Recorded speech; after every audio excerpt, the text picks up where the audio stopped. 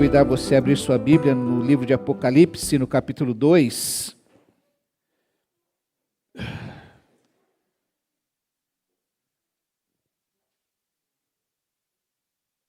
Do verso 8 em diante.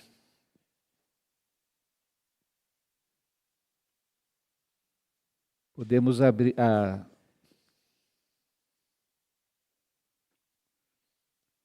Hoje nós vamos pensar na segunda igreja, ou a segunda carta que é escrita no Apocalipse. Como nós temos lembrado, o Apocalipse é um livro que por vezes as pessoas têm um certo receio de lê-lo, porque dizem assim, a gente não entende nada. É quase como quando você começa a ler Levíticos, Números, e aparece aquele monte de genealogia, e você fala, para que serve tudo isso? Eu não compreendo todas estas coisas. Às vezes nós temos o receio de pensar em Apocalipse por causa disso. Porque a gente não consegue entender, alguns até porque têm receio do que possa se manifestar no futuro, ficar com medo de alguma coisa, e isso não deve acontecer conosco. Lembre-se que o Apocalipse significa revelação. Na realidade, Jesus vem mostrar cada vez mais a vontade de Deus para nós, e o livro do Apocalipse serviu para isso. Lembrarmos que aquelas igrejas que receberam estas cartas eram igrejas como a nossa, que se reunia como a gente se reúne, inclusive muito parecido até a forma do templo, não é? As sinagogas naquele tempo tinham um tablado mais alto e o povo ficava sentado ouvindo quem estava falando. Até a arquitetura é muito parecida. Então você pode imaginar que a igreja se reunia nas casas, ou quando ela teve alguma condição de ter um espaço especial para isso, as pessoas se reuniam e essas cartas eram lidas de maneira coletiva, todos ouviam. Todos precisavam entender e compreender o que estava sendo falado. E isso vinha trazer revelação para aquele povo. Aqueles que ouviam começavam a compreender melhor, começavam a entender melhor o que Deus estava querendo falar e o que Deus estava fazendo na vida daquele povo. Por isso, nós também precisamos olhar para o livro de Apocalipse dessa maneira. Deus vai abrir os meus olhos para compreender melhor a sua vontade, o seu querer, o que Ele está fazendo. Nós vimos a primeira carta, ou no início do livro de Apocalipse, como João tem este encontro com Jesus lá no seu exílio, lá na ilha de Patmos, preso, limitado no seu ministério. A gente pode pensar dessa maneira, né? Nosso olhar é assim, fulano está preso e exilado numa ilha, então ele está limitado. Mas no fundo a gente percebe que em momento algum João está preso e limitado, tanto é que Jesus está lá com ele, e de lá ele começa a escrever o livro que vai revelar, que vai trazer conforto, consolo e direção para o povo de Deus. A gente pode imaginar a prisão, mas o servo de Deus, o povo de Deus, não está preso por estas coisas. Ele é livre para fazer isso. E Jesus se manifesta para falar a João, João, eu estou aqui no seu sofrimento. Eu entendo o que você está passando, eu sei o que você está passando, e há um propósito em tudo isso. Saiba que eu sou aquele que venceu a morte, tenho as chaves do inferno e da morte do Hades, eu controlo todas as coisas. E o fato de você estar aqui no exílio e preso não significa que isso é o fim da sua vida. Eu sou aquele que vive, que controlo todas as coisas. E aí Jesus fala isso dessa maneira, né? Eu sou aquele que tem as 7 estrelas na sua mão direita e que caminha entre os candelabros. As 7 estrelas são os anjos das 7 igrejas e os 7 candelabros são as 7 igrejas. Jesus caminha no meio da igreja, conhecendo a sua história, e Jesus sustenta nas suas mãos os anjos das igrejas, os espíritos ministradores na vida da igreja.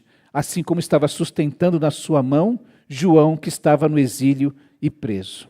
Ele escreve a primeira igreja de Éfeso e tem, como nós vimos, muitos elogios a fazer àquela igreja. Éfeso é uma grande cidade daquele período, mas tem apenas um detalhe que Jesus, uma ressalva de Jesus à vida que estava sendo vivida na igreja de Éfeso, que era como ele diz, contra você, porém, tenho isto, você abandonou o seu primeiro amor.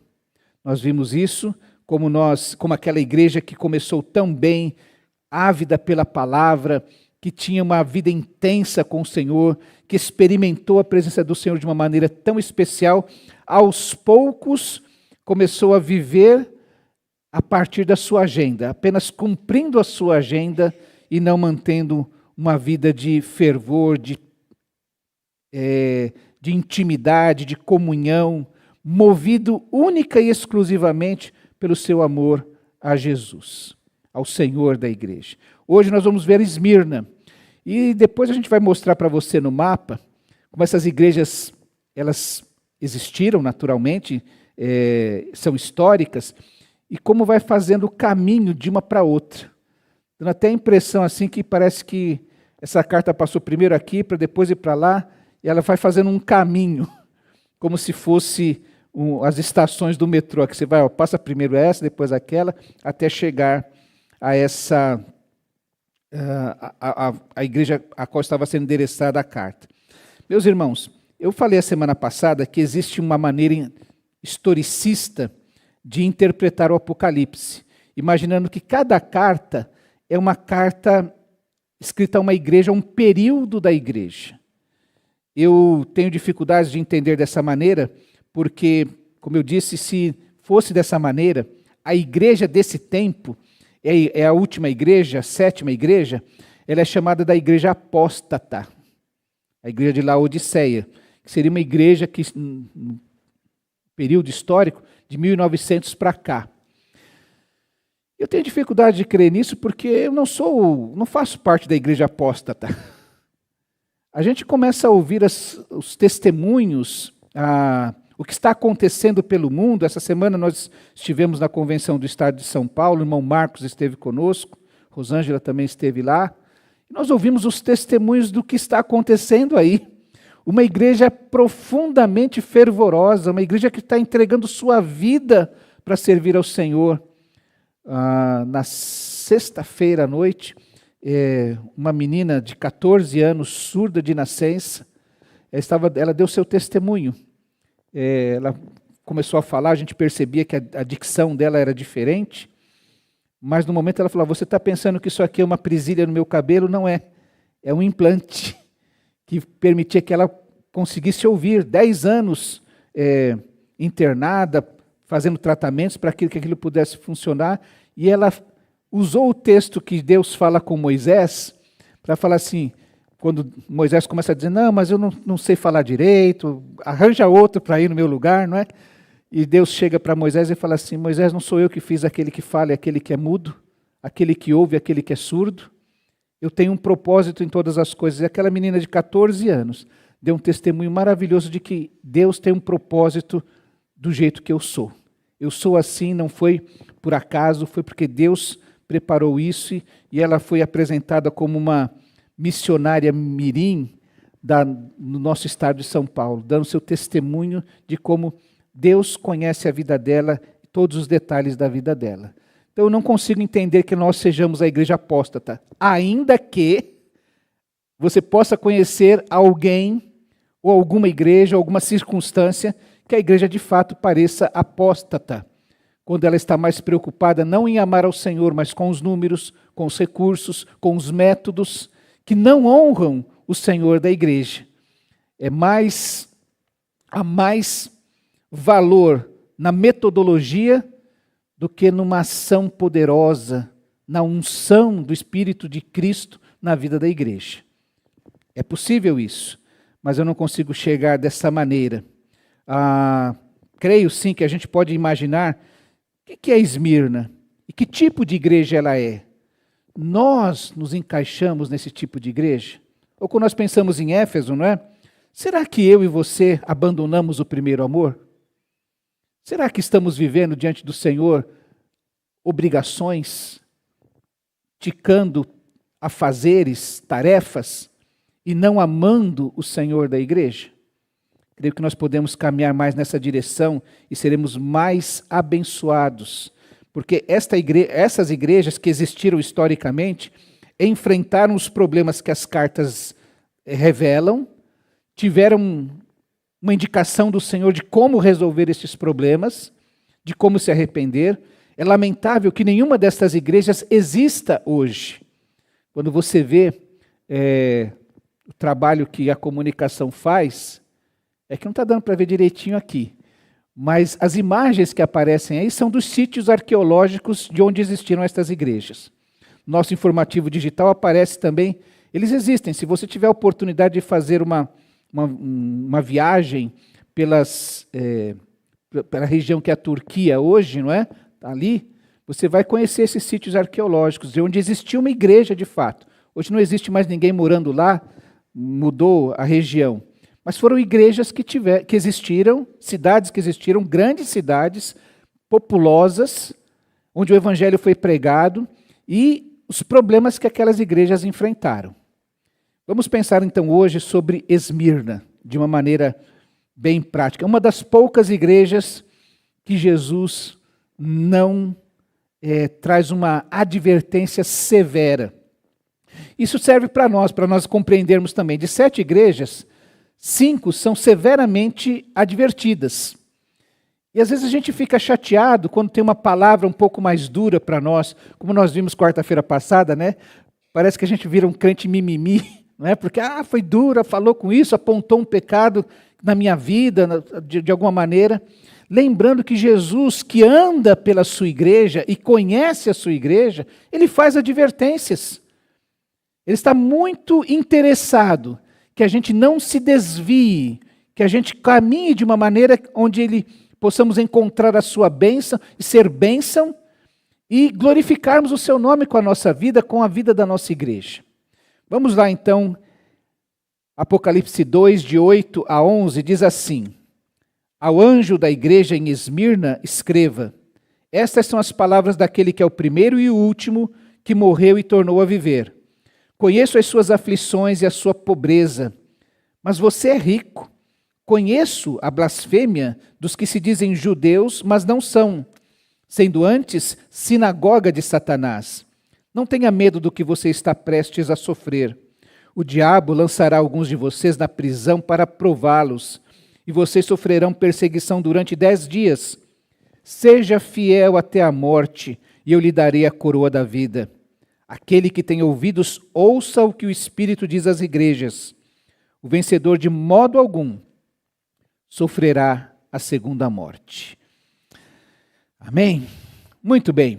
Eu creio que nessa carta que João precisa escrever para a igreja de Esmirna, 2 questões se destacam.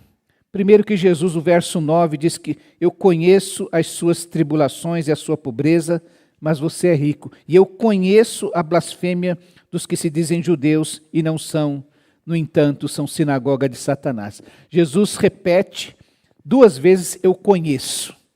E quando a gente pensa que nosso Deus é um Deus onisciente, que sabe todas as coisas, que nada escapa do seu conhecimento, nem no passado, nem no presente, nem no futuro, que todas as coisas estão sob o seu controle, isso significa que Jesus, que o Senhor da igreja, que o nosso Deus jamais é pego de surpresa, porque Ele sabe de todas as coisas.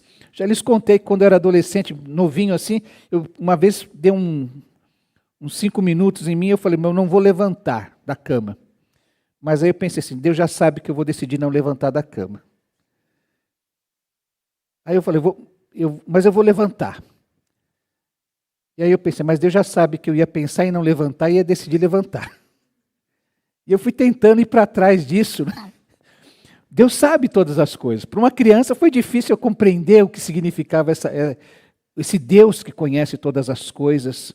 E deixa eu até voltar aqui naquela menina de 14 anos, que o irmão dela veio falar também, e ele não tem nenhuma dificuldade, nenhuma deficiência nesse sentido, falou assim que ele perguntou para a mãe dele, Deus é bom? Porque minha irmã nasceu com esse problema, né? Ele teve que defender a irmã, porque a irmã não conseguia se comunicar direito no meio da turma, né? E ele falou assim, será que Deus é bom, mãe? Porque Ele permitiu esse problema comigo. Se Ele sabe todas as coisas, por que Ele permitiu um problema desse na minha irmã? Nosso Deus conhece todas as coisas. E a gente precisa crescer e amadurecer para compreender, inclusive, o que é que Deus permite, como é que Ele, conhecendo todas as coisas, permite que algumas coisas aconteçam na nossa vida. Como, por exemplo, por que Deus, que conhece João, sabe do amor que João tinha, aliás, João é chamado do apóstolo do amor, um dos 3 mais íntimos de Jesus, como é que Deus, que sabe todas as coisas, permite que João vá terminar preso, exilado, numa ilha, por causa da pregação do Evangelho? Jesus precisa escrever para a sua igreja em Esmirna para dizer: eu conheço as suas tribulações e a sua pobreza. E mais do que conhecer aquilo que é possível ver, as perseguições, as tribulações, a pobreza, eu conheço aquilo que é verdade. Lembra que Jesus, quando fala aos seus discípulos, diz: eu sou o caminho, a verdade e a vida. Aquilo que Jesus afirma é a verdade. Quando ele diz, e um dos problemas que Jesus enfrentou de perseguição foi que ele afirmou: olha, os teus pecados estão perdoados. E o pessoal foi questioná-lo: como assim os teus pecados estão perdoados? Quem é você para perdoar pecados? Mas esta é a verdade: a tua fé te salvou. Esse é um decreto da boca de Jesus sobre a vida daquelas pessoas. Eu conheço, eu sei do que estou falando. E quando Jesus manda escrever isto à igreja, ele está dizendo: eu conheço a história da igreja. Eu sou aquele Deus que anda no meio da igreja, que caminha entre os candelabros, e conheço a igreja. Nada está escondido do Senhor. Então eu conheço as suas tribulações e a sua pobreza. As aflições e a pobreza parece que fazem parte da vida da igreja. O próprio apóstolo Paulo diz que não são muitos os ricos, não são muitos as grandes personalidades que são chamadas. É um povo humilde que se achega mais próximo de Deus, que aprende a depender melhor de Deus. O próprio Jesus disse: olha, esses ricos que confiam no dinheiro, é impossível um rico que confia nas riquezas entrar nos céus. É mais fácil passar um camelo no fundo de uma agulha. E você sabe que um camelo, já falei para os irmãos que um camelo tem 3,5 metros de comprimento, né, de tamanho do corpo dele, 2,10 metros de altura. Dá para passar no fundo de uma agulha? Porque é impossível que alguém que não dependa única e exclusivamente de Jesus entrar no reino de Deus. Assim como é impossível passar um camelo no fundo de uma agulha. Jesus é esse que conhece a tribulação. Os pobres, então, os pobres de espírito, e Jesus fala na primeira bem-aventurança: bem-aventurados os pobres de espírito, porque deles é o reino dos céus. É só nesse coração que entende a sua falência espiritual, que não tem nada a oferecer a Deus, é nesse coração que o reino de Deus nasce, se instala e cresce, se multiplica 30, 60 e 100 por um. Eu conheço as suas tribulações. Eu sei que você é pobre, mas na realidade você é rico. Porque é bem-aventurado, que feliz que é aquele que é pobre, porque dele é o reino dos céus. Jesus está novamente afirmando para a sua igreja: eu conheço a sua tribulação e a sua pobreza. Você é rico. Ele vai falar que, olha, eu sei do que você está prestes a sofrer. Lembra que nós temos um Deus que conhece todas as coisas e que sabe como vai ser o amanhã. A gente é sempre pego de surpresa nesse tempo, né? Ora põe blusa de menos, ora põe blusa de mais. E a gente está sempre sendo surpreendido pelas circunstâncias. Agora, Jesus é aquele que não tem nenhuma surpresa. O salmista vai retratar o nosso Deus como um guarda que não cochila. Nada o pega de surpresa. Todas as coisas já são do seu conhecimento. E quando Jesus fala: eu sei do que você está prestes a sofrer, a experimentar, ele fala das provações. E é interessante quando ele fala assim que o diabo vai prová-lo durante 10 dias. Parece chato falar assim: olha, nós vamos ter uma provação de 10 dias. Mas a glória dessa informação que Jesus manda para aquela igreja é que o sofrimento tem um fim. Ele não é eterno, ele não vai durar para sempre. E que o nosso Deus sabe exatamente quando vai acabar, senão é Ele que determina que isso vai acabar. Uma certa quarta-feira a gente conversava sobre oração, lembrando que a oração não muda a mente de Deus, mas move o braço de Deus. Os planos de Deus continuam existindo, mas talvez nós possamos antecipar, nós podemos caminhar na direção dos planos de Deus, pedindo a Deus, Senhor, em vez de ficar perguntando, mas por que o Senhor permitiu isso? Perguntar, Senhor, para que o Senhor tem permitido isso? Para onde nós deveremos caminhar? Ao invés de a gente ficar aqui perdendo tempo no mimimi, reclamando, a gente quer logo entender que o caminho é esse, para a gente poder caminhar nessa direção, para poder fazer aquilo que o Senhor tem pensado para a nossa vida.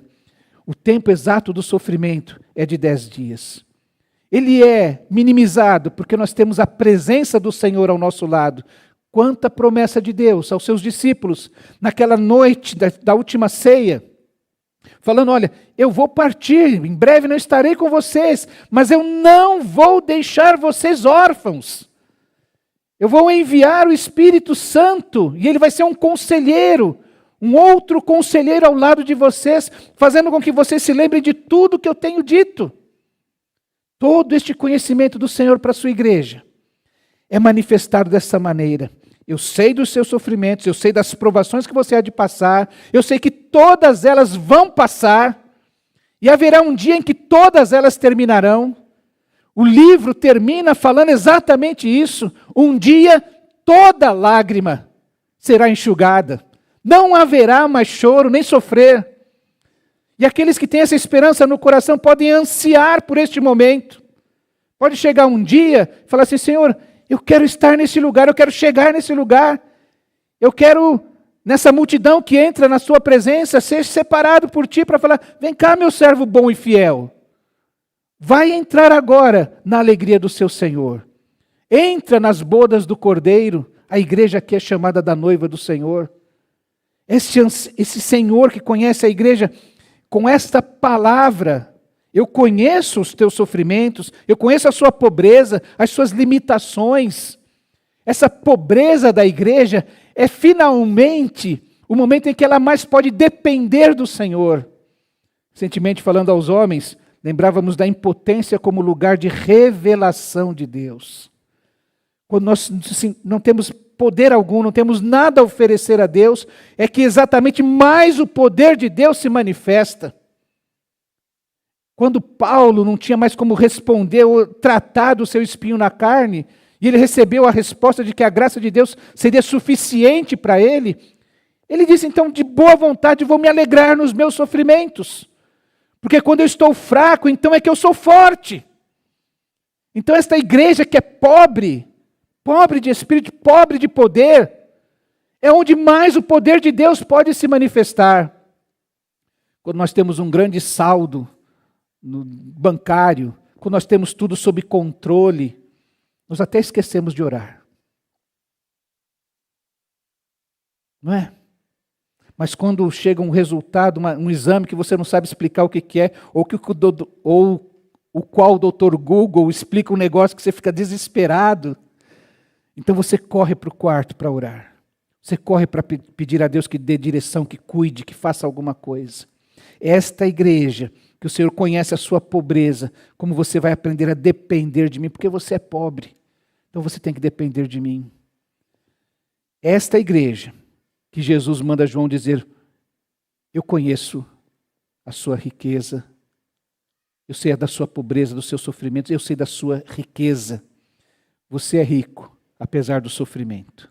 Essa é uma lição que nós precisamos aprender quando Jesus diz para João, escreve e avisa aquela igreja, eu conheço as suas tribulações, as suas aflições, eu conheço a sua pobreza, mas eu sei que você é rico. E essa é uma lição que eu e você não podemos esquecer. Guarda no seu coração que você é rico, apesar do seu sofrimento.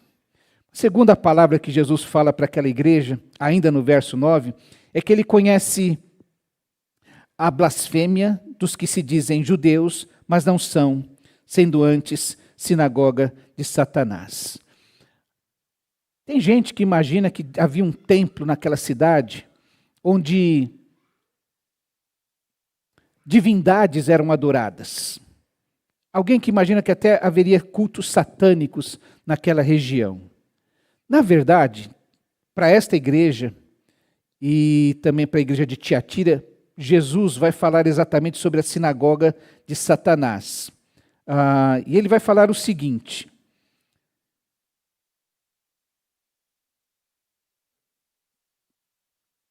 que Jesus conhece, a história da igreja, mas também conhece os tipos de sofrimento que haverá ali.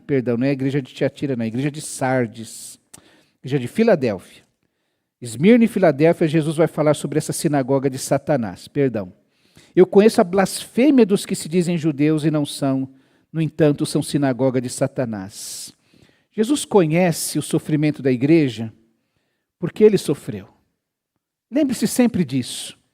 O nosso Senhor Jesus, quando vamos nos socorrer dele, ele sabe dos nossos sofrimentos. Foi profecia de Isaías, 700 anos antes de Cristo, que Jesus seria um homem de dores e experimentado no sofrimento. Qualquer sofrimento que nós passemos, qualquer sofrimento que a igreja tenha que enfrentar, o Senhor conhece. Desde nascer pobre, Jesus vinha de uma família humilde, viver de uma maneira humilde, viver do seu trabalho, viver com poucos recursos. Ele não nasceu num palácio, ele não viveu num palácio, ele não andou prioritariamente com gente poderosa do seu tempo. Ele viveu entre os pobres, entre os excluídos da sociedade, no meio das mulheres, das prostitutas, dos publicanos, dos pecadores. Ele foi acusado de ser amigo dessas pessoas, inclusive. Ele era um homem de dores e experimentado no sofrimento. O sofrimento mais terrível daquele tempo, que foi ser crucificado numa cruz. Uma morte reservada somente aos piores marginais, aos piores criminosos daquela época. Que o Império Romano impunha. O judeu não se permitia isso. Isso era uma maldição de Deus ser crucificado. Conta-se a história, a tradição conta que Pedro, inclusive, quando foi determinado que seria crucificado, ele não quis ser crucificado como seu Senhor, mas pediu para ser crucificado de cabeça para baixo. Inclusive porque tinha todo esse estigma em torno desse tipo de sofrimento. Jesus conhece todo tipo de sofrimento. Ele veio para os seus e os seus não o quiseram. Ele foi acusado de ser blasfemo. Ele foi rejeitado pelos seus. Ele foi condenado injustamente, foi julgado injustamente, condenado, foi morto. Sofreu morte de cruz, como diz Paulo aos Filipenses. Jesus conhece porque ele experimentou. Já conversou com alguém que não somente conhece, mas já viveu isso? Por exemplo, eu posso conhecer muito, ler livros, até escrever algum assunto sobre diabetes, por exemplo.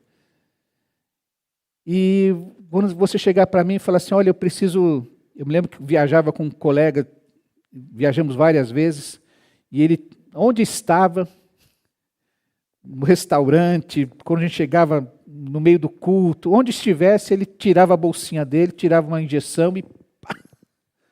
E eu ficava assim, dava uma aflição de ver ele se medicando na frente de todo mundo, não é?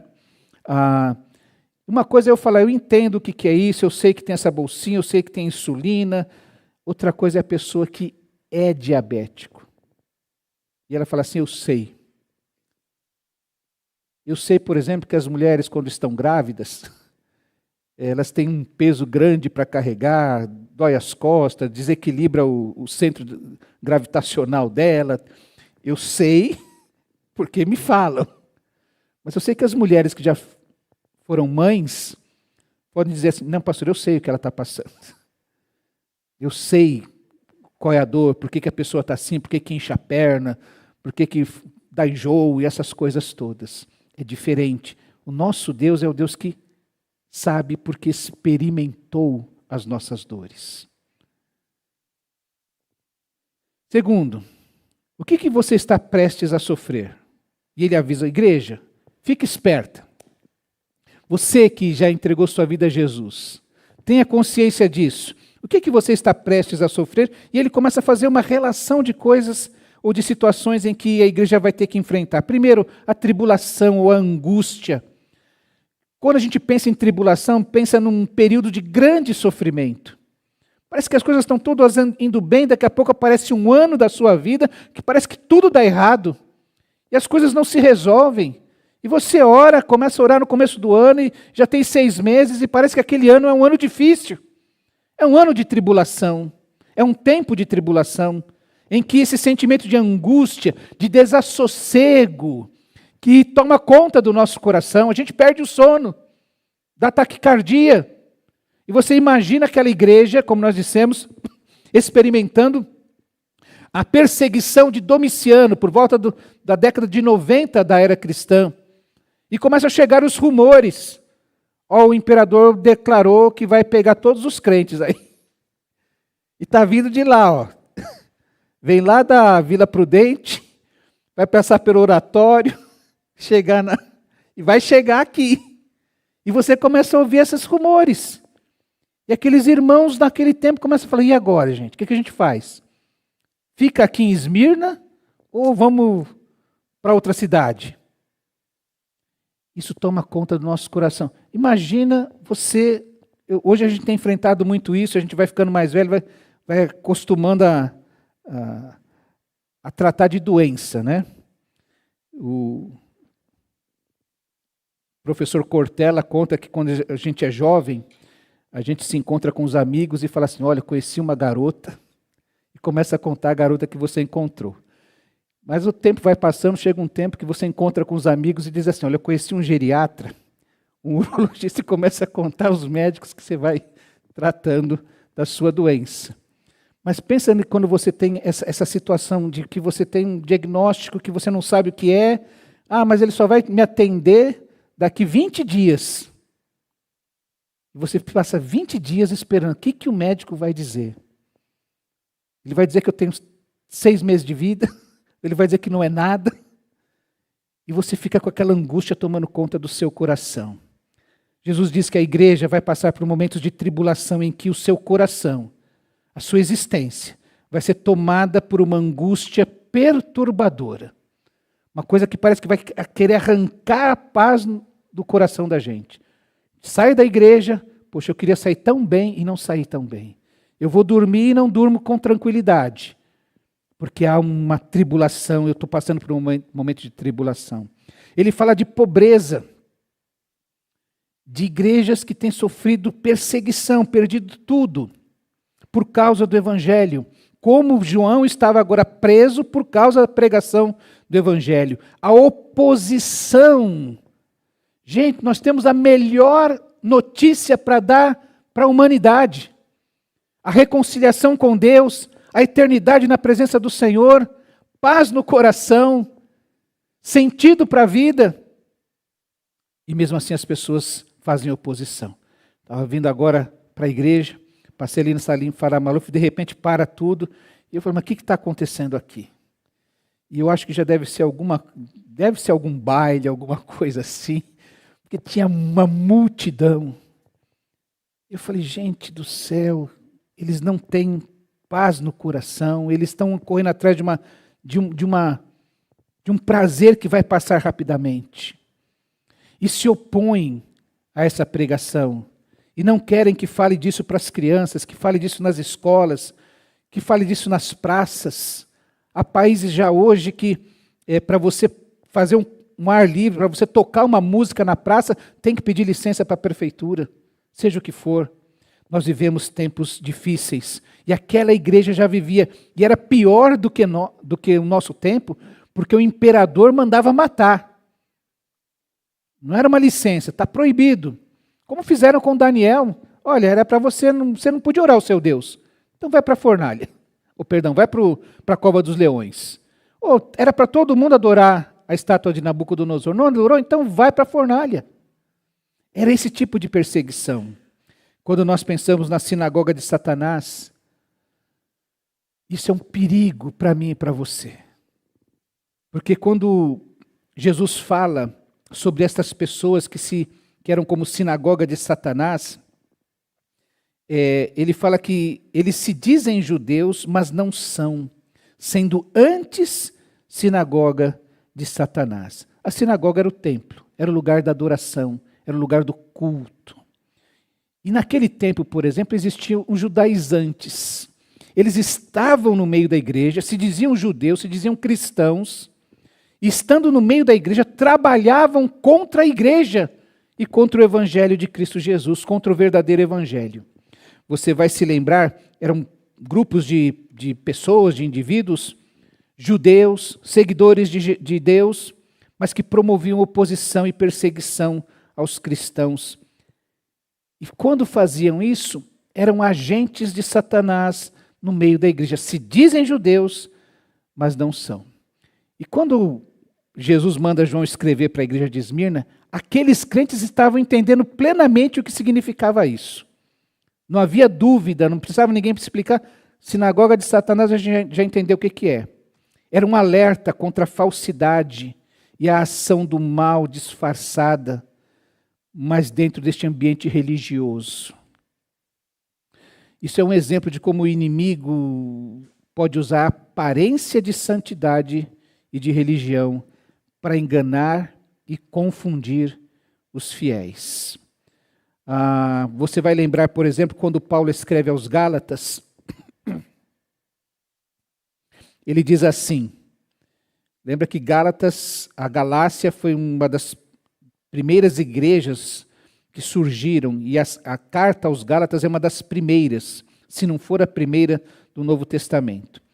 Ele diz assim: admiro-me que vocês estejam abandonando tão rapidamente aquele que os chamou pela graça de Deus para seguirem outro evangelho, que na realidade não é o evangelho. O que ocorre é que algumas pessoas os estão perturbando, querendo perverter o evangelho de Cristo.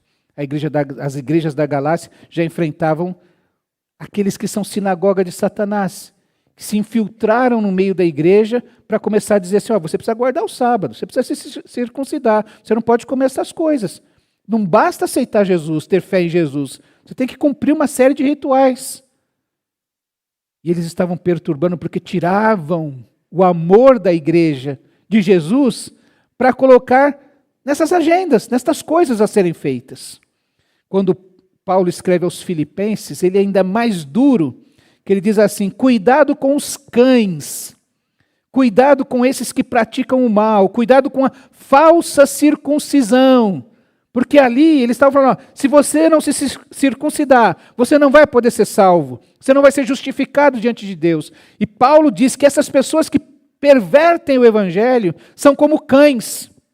E ele vai afirmar: nós é que somos a circuncisão, nós, os que servimos a Deus em espírito e nos gloriamos em Cristo Jesus e não confiamos na carne. As igrejas daquele tempo já enfrentavam esses que, vestidos de religiosidade, dessa capa de religiosidade, pervertiam o evangelho e a vida da igreja. Ou o próprio João, este João que escreve o Apocalipse, quando escreve a sua primeira carta, começa já dizendo: olha, o que era desde o princípio, o que nós ouvimos, o que vimos com os nossos olhos e o que as nossas mãos apalparam, nós proclamamos a respeito da palavra de Deus, a palavra da vida, porque havia pessoas dizendo que Jesus não havia vindo em carne e osso. Gente que perturbava a vida da igreja, pervertendo o evangelho de Cristo Jesus. Jesus está dizendo: olha, eu conheço os seus sofrimentos, a prisão. Nós vamos nos lembrar aqui que João está preso porque prega o evangelho. Pedro e Silas foram presos porque pregaram o evangelho. Pedro morre numa prisão porque prega o evangelho. E a prisão, a perseguição, a provação e finalmente a morte fazem parte da existência da igreja. E Jesus manda escrever o livro de Apocalipse, e manda escrever a esta igreja especificamente, para afirmar a esta igreja que eu conheço os seus sofrimentos. Eu conheço a sua história e eu conheço os seus sofrimentos. Mas ele, apesar de existirem os que são instrumentos de Satanás, apesar das aparências. Jesus diz, eu sei quem são eles, eu sei o que eles fazem. Eu quero dizer algo à igreja que Jesus fala, seja fiel até a morte, e eu lhe darei a coroa da vida. A igreja, Jesus está falando exatamente isso. Eu conto, eu espero que você seja fiel. Não é uma oração forte do pastor, não é uma unção especial, não é uma experiência extraordinária, é uma decisão do coração. Seja fiel. Quem está pedindo isso para você e para a igreja é aquele que diz assim, eu conheço a sua história, não está passando despercebida. Eu conheço os seus sofrimentos porque eu vivi todos eles. Eu também fui tentado. Eu também fui rejeitado. Eu também enfrentei a morte. Jesus nos chama à fidelidade e nos promete algo tremendo, a coroa da vida. O prêmio pela vitória. Quando, naquele tempo, o Império Romano tinha, apesar do império bélico ou político ser Roma, o império cultural era o grego. E a Grécia é o berço dos Jogos Olímpicos. Aquela coroa de louros já existia naquele tempo, cujo vencedor recebia. Olha, está aqui o seu prêmio. Você é o vencedor. E Jesus está fazendo uma analogia com isso. Olha, um dia você vai receber um prêmio. A vida. Não é a coroa que é importante, é a vida que é importante. É a existência na presença do Senhor Jesus. É a eternidade definida de uma vez por todas. Lembra quando Paulo escreve aos Romanos, ele diz, olha, se Deus não poupou nem mesmo o seu próprio Filho, antes o entregou por nós, como não nos dará com ele e de graça todas as coisas? E aí começa a fazer uma relação de coisas que parece que nos separam do amor de Deus. Perseguição, nudez, fome, outros seres, a eternidade. Nada pode nos separar do amor de Deus, porque essa existência na eternidade foi resolvida de uma vez por todas. O que Jesus termina dizendo a esta igreja é que esta igreja não deve temer. O verso 10 ele diz assim, não tenha medo. Eu fui descobrir, eu quero uma hora fazer as 365 vezes em que aparece na Bíblia a expressão não tenha medo. É engraçado isso, né? Talvez uma para cada dia do ano. Para todo dia que você acordar, não importa se é 1º de janeiro, 7 de julho, 14 de dezembro, não importa. Deus nos chama e nos diz assim, não tenha medo. Esse dia me pertence. Esse dia está nas minhas mãos. Você está nas minhas mãos. Quem for fiel, quem não tiver medo de depender, de ser pobre, de enfrentar a perseguição, vai receber a vida eterna. É essa a palavra do Senhor Jesus para mim e para você nessa noite. Eu conheço a sua história, eu conheço os seus sofrimentos, não tenha medo. Se você for fiel, você vai receber a coroa da vida. Amém? Como é que está o seu sofrimento? Como é que está a sua vida? Você está com dúvida de que o Senhor está cuidando de você? Eu queria convidar você a, nesse momento, orar a Deus, falar com Ele e dizer, Senhor, manifesta-se a mim, fala no meu coração, assim como o Senhor falou com João. João foi consolado com a presença, com a visão de Jesus ao seu lado, lá no seu exílio, lá no meio do seu sofrimento, lá no meio da sua prisão. E hoje, o Senhor Jesus também se manifesta para mim e para você no meio do nosso sofrimento, do nosso medo, Ele vem falar conosco. Não tenha medo. Seja fiel. Você vai receber a coroa da vida, o prêmio da vida.